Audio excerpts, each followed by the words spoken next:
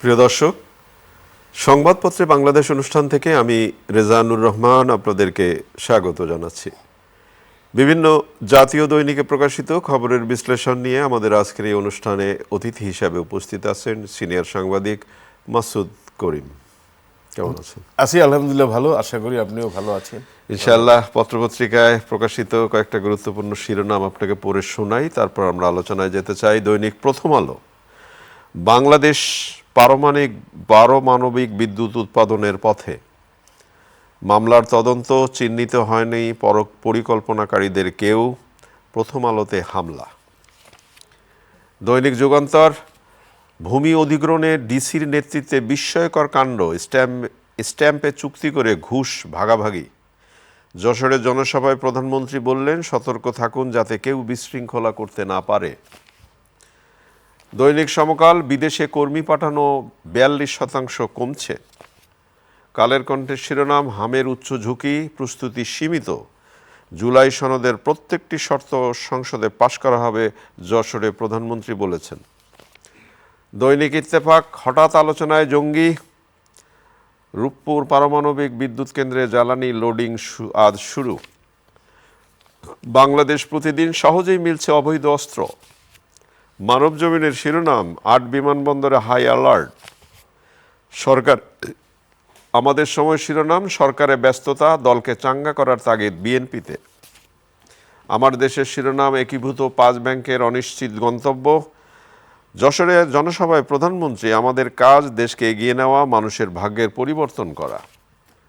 যায় দিনের শিরোনাম, নারীদের এলপিজি কার্ড দেবে সরকার, ম্যারাথনের ইতিহাসে বিশ্ব রেকর্ড, জয় দিয়ে শুরু বাংলাদেশের। দেশ রূপান্তর, স্বপ্ন থেকে বাস্তবে রূপপুর।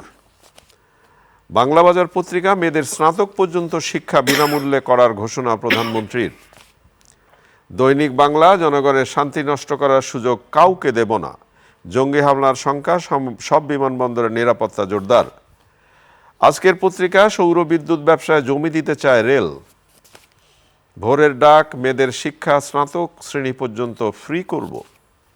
রূপালী বাংলাদেশ, সবাই সতর্ক হন, যশোরের জনসভায় প্রধানমন্ত্রীর আহ্বান।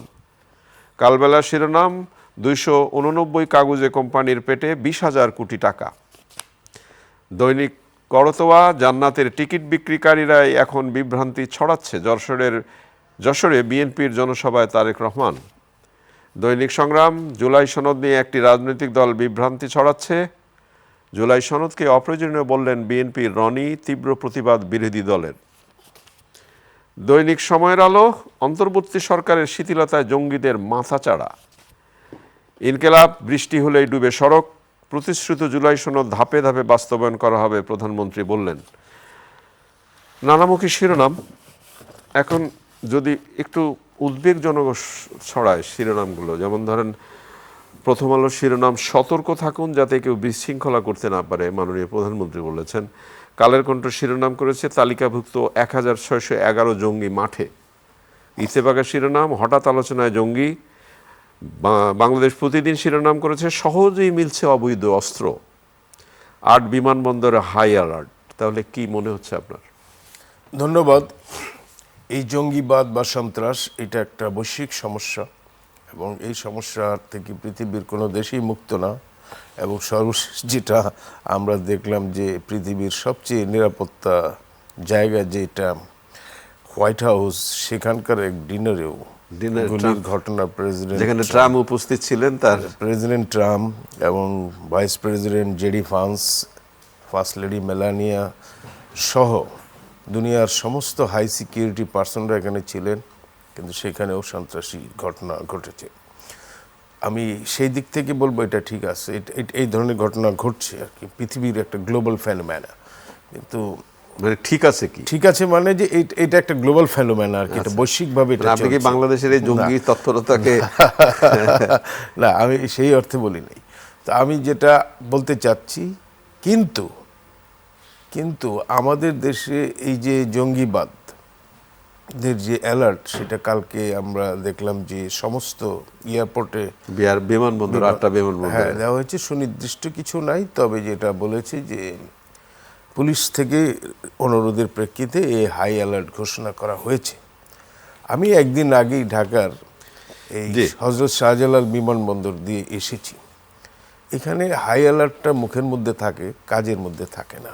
আচ্ছা। এখানে আমি পৃথিবীর বহু বিমানবন্দরে আমার পদচারণা হয়েছে, পেশাগত কারণে হোক, অন্য কারণে হোক, কিন্তু এরকম একটা অরক্ষিত বিমানবন্দর পৃথিবীতে আর কোথাও নেই। সেখানে জঙ্গিবাদ থাকুক বা না থাকুক, এটা ইন্টারন্যাশনাল মানে এমনিতেও তো একটা সিকিউরিটি লাগে, তাই না? এটার ভেতরে প্রবেশ করতে কোনো যে পরিমাণ দর্শনার্থী এখানে ঢোকে, আমি কয়েক বছর আগেও দেখেছি যে এই শাহজালালে ঢোকার জন্য কিছু পাস টাস লাগতো, যা দর্শনার্থী যারা রিসিভ একেবারে ভিতরে এখন তো ঢোকা যায় না, বাইরের ভিড়টা বেশি। বাইরেও যে ভিড়, আপনি কমপ্লেক্সে ঢুকলেও কিছু হয় পাস থাকতে হবে যে আপনি ওই এলাকার কোনো কর্মচারী বা ওই এলাকার কোনো কিছু, অথবা আপনি একজনকে রিসিভ করতে যাচ্ছেন, একজন লোক আসছে 100 জন লোক রিসিভ করতে, আপনি ইউ ক্যানট এন্টার।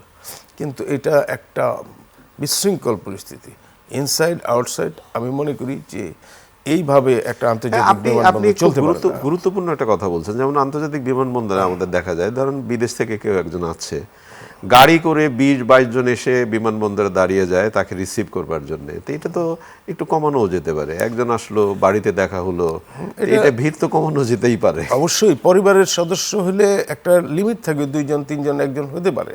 কিন্তু এটা যেভাবে ঘটনাগুলি, মানে যেভাবে ভিড় করা হচ্ছে, যেভাবে নিরাপত্তাহীনতা দেখা যাচ্ছে, এটা দৃশ্যমান। এটা কোনো যান্ত্রিক পরীক্ষা নিরীক্ষার প্রয়োজন নাই। এবং এটা শুধু আন্তর্জাতিক বিমানবন্দর না, ডোমেস্টিক বিমানবন্দরের জন্য, কারণ ডোমেস্টিক বিমানবন্দরও এক অর্থে আন্তর্জাতিক, কারণ এখানে লিঙ্ক প্যাসেঞ্জার থাকে। তো সেই জন্যই ট্রানজিট প্যাসেঞ্জাররা যখন এটা ব্যবহার করে, আমি মনে করি এটা জঙ্গি হামলার কোনো আশঙ্কা থেকে না, সার্বক্ষণিক নিরাপত্তা ব্যবস্থাটা যথেষ্ট ঠুনকু। আমি মনে করি এখনকার গ্লোবাল যে ফেনোমেনা, বৈশ্বিক জঙ্গিবাদ ছাড়াও এখানে যে হয়রানির ব্যাপারগুলি, একটা উবার আপনি ডাকলে কত রকমের যে হচ্ছে, হরিবল সিচুয়েশন। অত্যন্ত গুরুত্বপূর্ণ একটি ব্যাপার বলেছেন। এবং ধরেন যে এই বিমানবন্দরে যে পরিবহনগুলো ভাড়া যায়, তারা যে কি পরিমাণ স্বেচ্ছাচারিতার, এটার কোনো নিয়ম শৃঙ্খলা নেই। পৃথিবীর সব দেশেই এরকম আছে, মানে এই হায়ার করার জন্য গাড়ির ব্যবস্থা আছে, কিন্তু সেটা একটা নিয়ন্ত্রিত সিস্টেমের মধ্যে দিয়ে যাচ্ছে। এখানে আপনি ভেতরে ঢুকে গিয়ে বলতেছে, স্যার গাড়ি লাগবে, এত গাড়ি, এই গাড়ি সেই গাড়ি, এবং এখানে কোনো বাধা নাই। বরং প্যাসেঞ্জারকে ওই সিকিউরিটিরা হ্যারাস করে, এদের সাথে যোগ সাজস্য আছে। তো আমি মনে করি এই ব্যাপারটা ঢেলে সাজানো দরকার। এটা আমাদের দেশের বিমানবন্দর হলো একটা গেটওয়ে। এটাকে পৃথিবীতে আমাদের দেশের ভাবমূর্তি নষ্ট বা সুনাম দুইটাই করায় বিমানবন্দর দিয়ে। অবশ্যই আপনি বিমানবন্দর দিয়ে যখন নির্বিঘ্নে বেরোবেন, বা তখনই কিন্তু বাইরের দেশের যে মানুষটি আসবে তার একটা আদল তৈরি হবে এই দেশটা সম্পর্কে, দেশটা কেমন। আমি একটা প্রশ্ন শেষে করতে চাই আপনাকে এই প্রসঙ্গে। তালিকাভুক্ত 1611 জঙ্গি মাঠে, কালের কণ্ঠের শিরোনাম। যদি কালের কণ্ঠের শিরোনাম কাছে এই তালিকাটি থাকে, তাহলে আইনশৃঙ্খলা বাহিনীর কাছে নিশ্চয়ই আছে। অবশ্যই এটা আইনশৃঙ্খলা বাহিনীর বরাদ দিই আমার ধারণা, কারণ এটা যদি আমি নিউজটা পুরোটা পড়ি নাই, কিন্তু আজকাল তো ফ্যাক্ট চেকিং করতে হয়, সব নিউজই একেবারে সাদামাটা বিশ্বাস করা যাচ্ছে না। কিন্তু দুইটা জিনিস আমাদের মনে রাখতে হবে, যে এই নিউজটার উৎসটা কোথায়। সাধারণত এই ধরনের নিউজের উৎস আইনশৃঙ্খলা বাহিনীর কাছ থেকেই, মানে সূত্র থেকে আসে, এবং কালকের যে অ্যালার্ট সেটা আইনশৃঙ্খলা বাহিনী অনুরোধে হয়েছে। আইনশৃঙ্খলা বাহিনীর কাছে এই তথ্য আছে, এবং তারা যে দক্ষতার সাথে যদি এইগুলি অভিযান পরিচালনা করে, তাদেরকে ধরা উচিত, সম্ভব, কারণ আমাদের দেশে সাধারণ মানুষ জঙ্গিবাদের বিরুদ্ধে। যেহেতু সতর্কতা জারি করা হয়েছে, সেহেতু সতর্কমূলক কর্মকাণ্ড নেওয়া খুব জরুরি। আবার একই সাথে জঙ্গিবাদের কারণটা কি, রাজনৈতিক কারণটাও কিন্তু পর্যালোচনা করার দরকার। মাননীয় প্রধানমন্ত্রী কিন্তু খুব গুরুত্বপূর্ণ অনেকগুলো কথা বলেছেন গতকাল। যেমন বলেছেন, জান্নাতের টিকিট বিক্রিকারীরাই এখন বিভ্রান্তি ছড়াচ্ছে, দেশবিরোধী ষড়যন্ত্রকারীরা দেশ গঠনের পথে নতুন বাধার সৃষ্টি করছে, আমরা হরতাল করার সুযোগ কাউকে দেব না। মাননীয় প্রধানমন্ত্রীর কথার সূত্র ধরে আমি এটা বলতে চাচ্ছি যে একটা কান্ট্রি, আমাদের দেশের যে ক্যারেক্টার, সেটা হলো বহুদলীয় গণতন্ত্র, যেটা বিএনপি রেস্টোর করেছিল প্রয়াত রাষ্ট্রপতি জিয়াউর রহমানের মাধ্যমে। এখানে বিভিন্ন রাজনৈতিক মতপথ থাকবে, এতে কোনো ডাউট নাই, এবং এইগুলি যে কোনো গণতান্ত্রিক সমাজে থাকে। তো আমাদের সমাজ যেহেতু গণতান্ত্রিক মনা, এবং মানুষ যেহেতু গণতন্ত্রের জন্য আত্মত্যাগ করেছে 71 সাল থেকে শুরু করে বারবার, তো সেই অর্থে গণতান্ত্রিক চর্চা, মতের স্বাধীনতা, মানবাধিকার নিশ্চিত করা, মানুষের সুশাসন নিশ্চিত করা, এইগুলি একেবারে এসেনশিয়াল উপাদান। এবং এই মতপথগুলি পার্লামেন্ট যেহেতু এখন সক্রিয় আছে, সুতরাং পার্লামেন্টে সম্ভব এবং পার্লামেন্টের বাইরেও সম্ভব যদি মানুষের এই চলাফেরা বিশৃঙ্খলা না করে, মানে যেহেতু ঢাকা একটা ডেন্সলি পপুলেটেড সিটি, সুতরাং সেটার জন্য একটা নিয়ম শৃঙ্খলা করা উচিত প্রটেস্টের জন্য। আমি যেটা বলতে চাচ্ছি যে আমাদের দেশটা শুধু এই মত প্রকাশের স্বাধীনতা, গণতান্ত্রিক চর্চা বা এইগুলির মধ্যেই কিন্তু আমাদের কাজ শেষ হয়ে যায় না।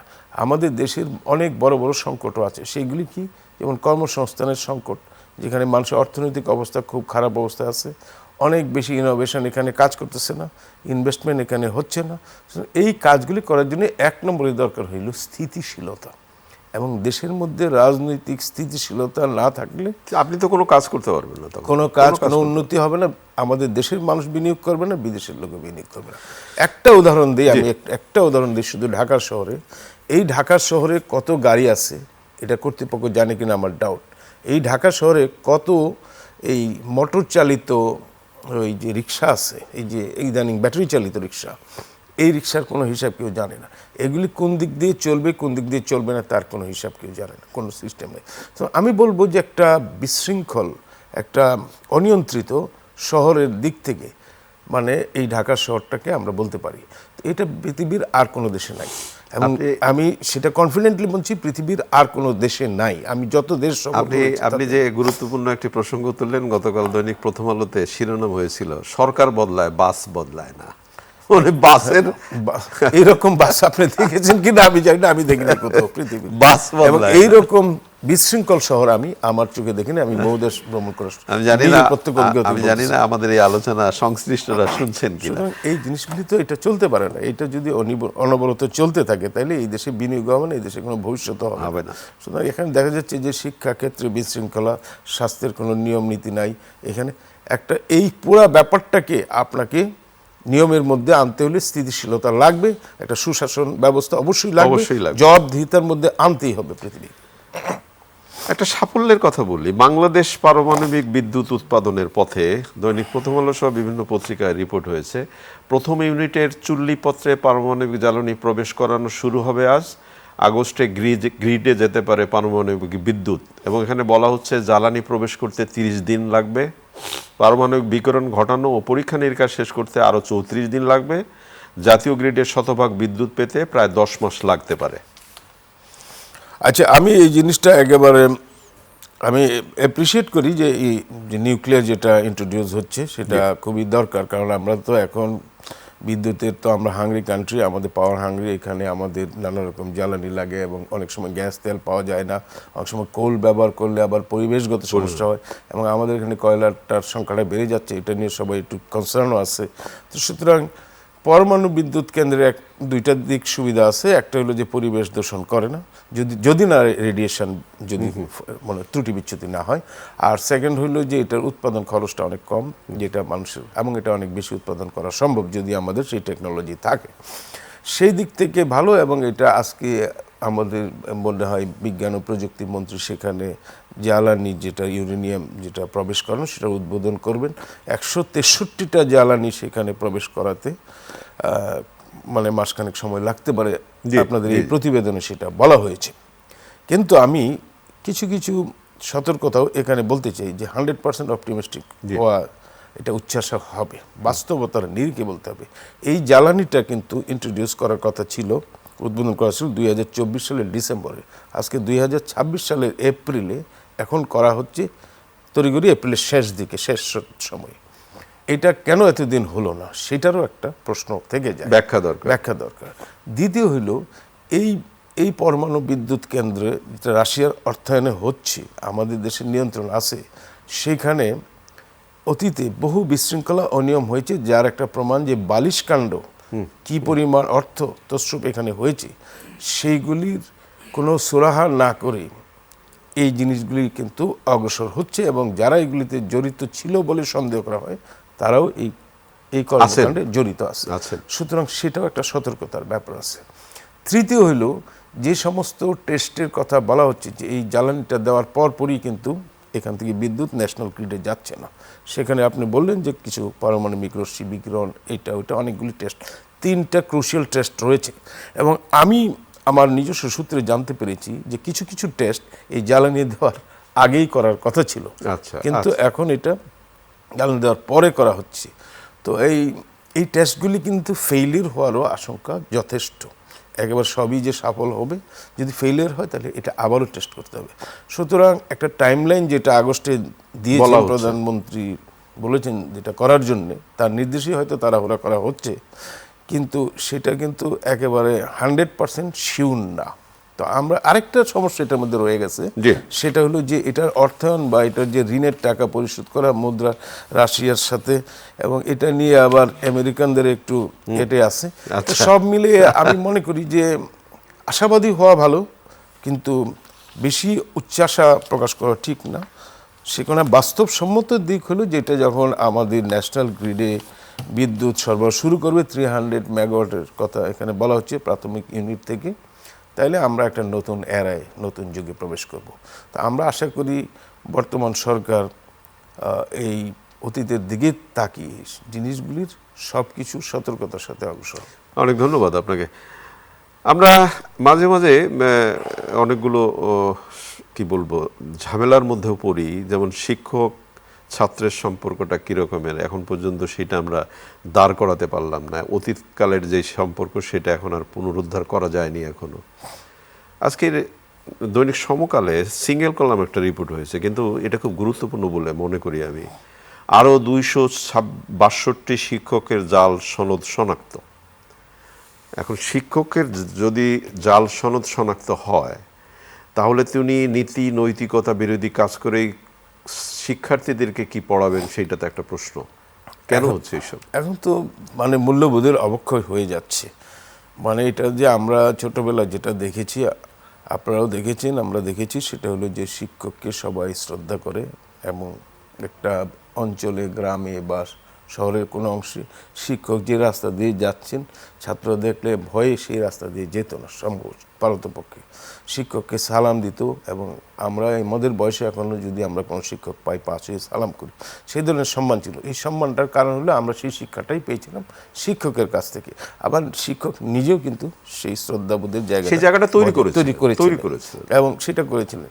কিন্তু এখন দেখা যাচ্ছে শিক্ষক হয়েও যে সমস্ত অসভ্যতার কর্মকাণ্ড করছে, মানে সর্বশেষ যেটা আমরা দেখলাম রাজশাহীতে, এক শিক্ষক হয়েও যেভাবে একজন, এমনকি নারী শিক্ষক হয়ে যেভাবে একজন লোকের উপরে হামলা করেছে, এবং তার পাল্টা হিসেবে নারীটার উপরেও যে হামলা করছে, এই কিন্তু বিস্ময়কর ব্যাপার।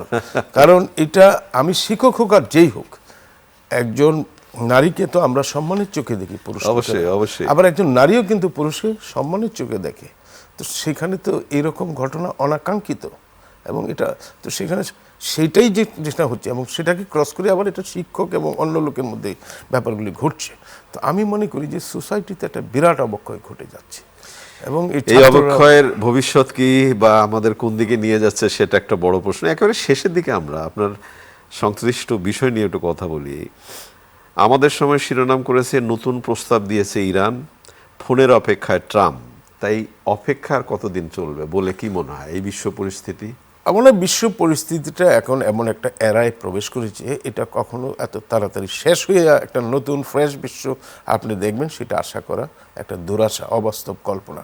বিশ্বটা এখন একটা ইকোনমিক ওয়ারফেয়ারের মধ্যে পড়েছে, এবং এখানে অর্থনৈতিক বা বাণিজ্য যুদ্ধটাই চলবে। কে কোনভাবে, এটা যুদ্ধ মানে অনেক সময় যে এতদিন যেটা আমরা দেখলাম যে ফিজিক্যাল ওয়ার, মানে এক দেশ আরেক দেশের উপর হামলা করছে, তার সীমানা পাল্টে দিচ্ছে, সরকার বদলে দিচ্ছে, সেই রকম যুদ্ধের থেকে এখন বেশি কৌশল হচ্ছে কে কত বেশি অর্থনৈতিক বেনিফিট নিতে পারে।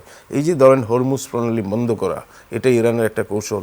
আবার ইরানকে পুরোপুরি অবরুদ্ধ করে আরেকটা চাপ সৃষ্টি করা, এই জিনিসগুলি হলো কৌশলের লড়াইগুলি এখন চলছে। এই কৌশলের লড়াইয়ে তো অন্যান্য দেশগুলো, বিশেষ করে ছোট ছোট দেশগুলো তো একেবারে পর্যুদস্ত হচ্ছে। আমার মনে হয় যে এইটার একটা বড় কারণ হইল যে মাল্টিপোলার বিশ্বটা ভেঙে যাচ্ছে। এখন এটা যে একটা জাতিসংঘ ছিল বা একটা বহুপক্ষীয় ব্যবস্থা ছিল, আন্তর্জাতিক আইন কানুন ছিল, সেগুলি ভেঙে যাচ্ছে। এক দেশ আরেক দেশের উপর হামলা করা আন্তর্জাতিক আইনের লঙ্ঘন, যে কোনো অজুহাতে। মানে তো কি? সেটা তো হচ্ছে, মানে কি? হ্যাঁ সেটা লঙ্ঘন, সেটা তো হচ্ছে। তো সেই জন্য আমি বলছি যে আমরা যদি এই বিশ্বে যদি প্রথমত যেটা গ্রেটার সেন্সে বলবো, যে আমরা যদি একটা বহুপক্ষীয় বিশ্ব ব্যবস্থা গড়ে তুলতে না পারি, তাহলে এটা সব দেশের উপর এটা ইমপ্লিকেন্ট করবে। কিন্তু তার চেয়েও বড় কথা হলো যে বিশ্ব যখন এই ঘটনা ঘটছে, তখন আমাদেরকে অনেক প্রস্তুতিমূলক ব্যবস্থা নিতেই অনেক হবে। অনেক অনেক ধন্যবাদ আপনাকে। প্রিয় দর্শক, আমরা যে বিষয়গুলো নিয়ে কথা বললাম আপনারা সে শুনলেন। টি-20 প্রতিযোগিতায় আমাদের বাংলাদেশ প্রথম খেলায় জয়লাভ করেছে। অভিনন্দন টাইগারদেরকে। ভালো থাকবেন, আগামীকাল নিশ্চয়ই এই সময় কথা হবে। খোদা হাফেজ।